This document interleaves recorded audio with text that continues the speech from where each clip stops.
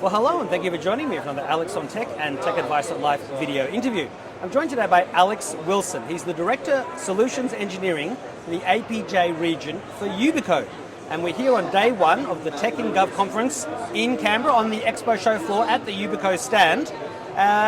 Tomorrow you'll be participating in a panel called Digital Identity, Data and Cybercrime, which we'll learn about. But welcome to the show. Thank you very much, Alex. It's been a busy morning already here at the Yubico stand and across the rest of the event. Yeah, well, thank you for taking the time. Now, for those who need a refresher, can you please recap the short version of what Yubico does for its global customers in 2024? We continue to try and make the internet a safer place. Yubico, for its customers, provide a trusted security key, a physical token, and we provide global distribution so that it's easy to deploy at enterprise scale. Additionally, we provide a low-cost product for our consumers so they can protect their online presence wherever they go. And that's kind of what we do. So what will you be discussing in your panel session on digital identity, data and cybercrime, and what will be the short version of your main message? I think my main message is there is a lot of digital information about our identities stored in many locations across government, which is more specific to this event, but also within banking, within health. And sharing that information is critical, and sharing the right information for the right purpose is critical. However, granting that approach through authentication is a primary factor for anyone. We must have strong authentication. It must be available for everyone. And that is the key message that we focus on. Authenticate correctly, strongly, in a simple fashion, and then share which data you have when you need to after that. Now, on your LinkedIn page, your tagline says that you are enabling modern phishing-resistant authentication with passkeys, FIDO2, and of course, YubiKeys. So, for a new customer coming to you, what does that look like? I mean, obviously they have to get YubiKeys, they've got passkeys, and even though everyone is different, every company is different, what's a typical customer onboarding journey? Initially, it's education. For the past 50 years, authentication has been something someone else did, and we were told to do it, whether we're working in a bank, whether we're working in an engineering company, whatever. Here's an authentication thing, go use it. And to date, most of those capabilities were designed without security, without ease of use. So education of our customer base and educating that there is a better way, there is a global industry standard that is building momentum, and our Australian government have recently launched support for passkeys on their MyGov website. Yeah. Now, so the education of our customers first, and answering those annoying questions. Why should I change? Why should I do this? Because there is a better way and there is a safer way. So education first, influencing those that are doubters, gathering technical champions within an organization to adopt the technology and then share that information, but then also leveraging the security benefits. Our customers quite often come to us with cyber insurance in mind. How can I maintain my level of cost with cyber insurance? By applying good, strong authentication and good security practices. So what I do for customers is influence, educate and enable, so that they can adopt strong, easy authentication methods, which just basically lifts everyone's security profile. So that's what I do. And as we can see right behind you, there is a picture there of a YubiKey. I mean, actually learning how to use YubiKeys and passkeys is dead simple. It is. If you can pick it up, you just start. People are familiar with car keys. Yep. People are familiar with house keys. An authentication that has a key, for most people go, oh, what does that mean? Well, you have something of value. Why not protect it with a physical key? The next question I get is, oh, but if I lose the key? Well, what happens if you lose your car key? You go get the other one. Yeah, and get a copy made. Yeah. And so one of the modern, the education piece I do is around our back-end systems, MyGov, Microsoft, Google, Apple. They all allow you to register multiple authentication credentials. So in the MyGov perspective, I've registered 3 passkeys. 2 are on YubiKeys, one is in my mobile phone. So if I lose one, yeah, I'll go get the other one. Yeah. And I'm not tied to one specific piece of hardware because it is an industry standard protocol.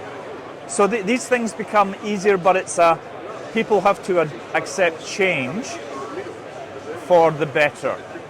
And it's not harder, it's actually easier, which for most people is difficult. And if somebody finds a YubiKey, I mean, unless they know you and have been targeting you, they will not know what it's for. No, they won't. And cryptographically, we protect the key, as do most hardware vendors. You find a little black piece of plastic, you go, oh yeah, I've got a YubiKey. Yeah. I could go reset it and start using it. Yeah. Fine. But you can't tie it to an individual. And then if you did, you have to have a knowledge factor. So what is the PIN? Yeah. Or what is the biometric? I can't have it. So, and then if you did, you've got one account. Yeah. So there's no shared secrets. There's nothing stored elsewhere. We can get it. No, you can't. Yeah. So a single key, if I found a house key, I'd just throw it in the bin. Yeah. With a YubiKey, I'd probably do the same thing. And most people would probably think, if they didn't know, that it was a USB key of some sort, USB stick, and they might be confused and plug it in and nothing's there. But people have been warned in business, don't just pick up a key you found on the street because it might have malware on it anyway. So. Correct. I get challenged quite often, why would I stick a USB key in? Because you've been trained that storage devices are bad. Yeah. This is not a storage device. You can't put data on it. You can't exfiltrate data on it. Yeah. This is an authentication factor. Back to the change piece again. You've got a global policy that blocks everything. Well, we can explicitly allow this device, this unique ID, and we can move on. And we have customers globally solving that problem today without much hassle. Now, you've got devices that are USB-A, USB-C, Lightning, NFC. For those who've been using YubiKeys for some time now, maybe from the beginning, what do you find them upgrading to? And is it because they've got a new computer that has USB-C, for example, or do people use their keys for some years before they upgrade? We constantly get people, especially the technology cohort, coming past our desk showing us their keys that they've used for 8 years or 9 years. However, once a new computer lands on their desk, they get fed up with the dongle USB-A to USB-C, so they buy a separate key. So upgrading, or not upgrading, buying another key to support the existing authentication protocols they're doing, plus add capability for new protocols, is one method. However, the newer YubiKeys that we've released recently support, let's say, 100 pass keys. Right. What does that mean? Well, if you looked in your password manager today, you're probably between 50 and 150 of those, of which 40 or 50 are something like you would use regularly. Can I move them all to one key? Previously, the older YubiKeys you could not, it only supported 25. Now you can store up to 100. So that's one reason. There are some other cryptographic capabilities with the PIV or smart card protocol, which is used extensively within government, within SSH capabilities, also PGP encryption capabilities for stronger key sizes. So we've increased the key size capability in line with NIST's recommendation for that protocol. So these are new features that we've added to the current shipping version of the YubiKey. And customers are accepting them and are buying them and using them today. Now, you mentioned MyGov, which is in Australia, it's the portal to various government services. But what types of online services are out there which are still waiting for those companies to integrate YubiKeys? For example, banks, there's social media companies. Now, and what can users do to encourage those companies to offer YubiKeys as a way to log in the way that you now can on PCs, tablets and smartphones? Yeah. Which wasn't the case before, but now it's just standard. It is, and it's back to education. We don't want these services to offer support for YubiKey. We want them to offer support for an industry standard authentication protocol. And the common term for it is passkeys. Yeah. And that is what MyGov has done. There are other instances across Australia. Telstra have added support for passkeys, although through a soft launch. Across the ditch here, New Zealand now support passkeys to protect your accounts. Local banks or Australian banks and other banking sectors Now, I do work within the APJ region. Certain countries are moving much more quickly towards support for passkeys. Within Australia, it's much slower, but conversations are ongoing. We encourage banks and the online presence to do that, but the banks own end-to-end responsibility to a certain extent. Unless your money's stolen where your account was compromised, then it's not their fault. However, passkeys uplift security. Social media accounts generally today are supporting passkeys and have done for a long time. Originally the term was security key only, but now they differentiate. They say register a passkey, and that could be on a security key such as a YubiKey, or it can be on your mobile phone, iOS, Android, or it could be in your Windows PC or Mac or Linux device. So they're coming along slowly. I think mandates within Australia is not the thing we do, and so therefore it's encouragement. This is a better thing to do, and we are working here with many people across government to encourage them. Now, I know that Yubico is not a security company per se, it's authentication, but given the global IT outage that happened at 3 p.m. on Friday the 19th of July, just a few days ago as we're speaking, which is still reverberating, you know, the CrowdStrike update triggered millions of Windows computers to crash, and it affected the checkouts at supermarkets and hospitals and banks and networks, all sorts of things. So how do we make software, and this is just, I guess, me just asking you as an industry executive, how do we make software, hardware, networks and technology more resilient and fault tolerant so that we don't experience the Y24K version of Y2K or worse again? There is a process. It's all down to process, and there are development processes, software development, hardware development processes with peer review. The open source community is probably the best, I would say, in getting that part right, down to the peer review processes. What you find is that large organizations such as CrowdStrike, who suffered this terrible challenge, not only for their customers but for themselves and all of the IT people who had to go around resetting things. All over the weekend, yes. And you couldn't say to them, "Hey, you should get a peer review externally on all of your code so people can." They'll go, "No, we can't do that." So peer review to the broadest sense possible, and individuals will pick up something's not right there. You shouldn't be doing that, or you shouldn't be doing that.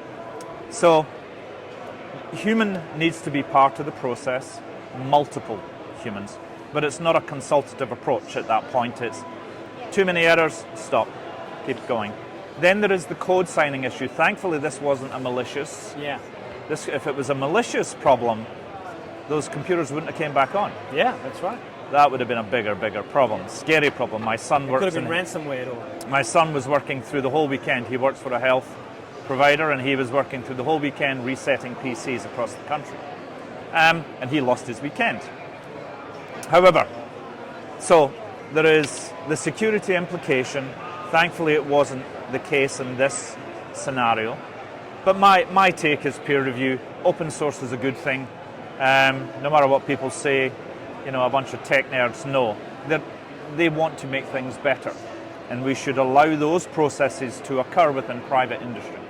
Now, I don't know how much time you've had to attend any of the conference sessions or walk around, but have you learned anything new about AI or any other aspect of technology in government at the conference so far? And separately, how are you using AI in your everyday work and personal life? Cool. So yes, I have learned some things today about AI, and one is learning, enhance my knowledge around learning. I found there was a financial event about a month ago that I was involved in, and the topic of conversation was AI and PQC, post-quantum cryptography and AI. All the future buzzwords. Yeah, that was buzzwords. Here, I was chatting with one of the service providers to government, and they are focusing on bringing AI to bear in regards to innovation within departments and connecting the AI or the information that is collected through innovation, feeding it into the main government day-to-day operations, and how can we actually leverage these things we're developing that may already have a connection or a synergy with what's already happening in the government. Can't give you explicits, but using AI to connect effort and output from innovation to existing processes without affecting change, but saying, hey, did you know that you can do this, this, and this? And those guys over there may have an answer for this problem. So that was kind of cool. And I was listening to the guy talk about that, and I thought, that was good. AI. In my own personal life, I'm doing a lot of interviews at the moment. We're hiring across the region, and I do see AI-generated CVs. Yeah. You can pick them out, right? And you can pick them out. Yeah. And also there are many tools in place at the moment that can capture the script and the conversation that you're having and then summarize that. Yeah. I have one of those in my pocket. Yes, but you have to validate the content. You must go back, because the hallucination effect in AI is a challenge. So what AI thinks it heard and says doesn't mean it's actually real. That's right. So I use that to bring my notes together and then review it before I say, yes, that was what happened, stored. So it saves on me typing, it summarizes, and it allows me to, I think, be slightly better at what I do. Yeah. And this here is the Claude, Plaud.ai, world's first voice recorder to AI. I mean, you could have used Google Recorder on your phone or Otter.com, but this does a great job of summarizing, and the AI, it's ChatGPT 4.0, yes, as well as Claude 3.5, so it's pretty good at what it can pick up. Yeah. Now, one of the questions I always like to ask the people that I'm interviewing is, can you please share a memory of your first personal computer? I certainly can, and I'm ex-services in the UK, in the military, and I was introduced to a computer on a ship 1980. Yep. That's kind of drove me to get into IT eventually, and my first computer, as I left the services, was a Commodore VIC-20. Some people talk about Commodore 24, the 64, the Commodore PET, which was before the VIC-20. Yes. That was a seminal computer. Yes, that was one of the first ones. So, QWERTY keyboard, cassette tape, TV attached to actually see the basic code, and that was my first ever iteration, and that was 1984 when I bought that. Yeah. I no longer have that. If I did, I could sell it for a lot of money, but sure, no, yeah. I'm still working here. And can you please share some of the best advice that you've received in life to help you get where you are today? Yeah. I always fall back to life is not a rehearsal. Line art, which is a little tagline I like to look at. So if you're actually engaging with people, generally we're a social group. Humans are generally social. There's a lot of people who are not. But I think your interactions with people should be meaningful and should be as light-hearted as possible without being demeaning. And we all just want to enjoy our day, so don't make enemies, don't get angry. There's no need to get angry, because you just influence someone or make someone feel bad, and I don't see the point in that. There's no point in it. And you have to do it, you don't get to do it twice. If you upset someone, they're upset forever, and they'll remember for a long time. I just try not to do that. Very good. And so what is your final message to the viewers, listeners, and the readers? Authentication is something we do every day, from the moment you pick up your phone until the moment you probably put your phone down at night. You authenticate constantly, and up-to-date authentication has been for other people. One of my neighbours recently lost a large chunk of money out of their personal account, and they had a scammer convince that lady, she was 80, that she had to do this thing. Yeah. And that was not good. Authentication is important. We need to at least think, we don't leave our cars unlocked, we don't leave our houses unlocked. Think about how you protect your authentication, and that's what we want to do. Yeah, if people protected their digital lives as well as they did their physical lives, we'll be a much safer place. We certainly would be. Well, I do thank you for your time, and I hope I can speak to you again in the future. And I just wanted to quickly say, for everyone still watching, I've also interviewing Jeff Schomburg, the VP of Yubico's APJ region. I don't know, is he your boss? Him and I are peers within the region. So no, we do well. Yeah. And so please, watch that video interview too. I'll be doing it shortly. It's in the same area as this, and the video will be in the article that this video is in. There'll be a link also in the description. So Alex, thank you again for your time. Thank you, Alex. Take care. Have a good Bye-bye. conference. You too.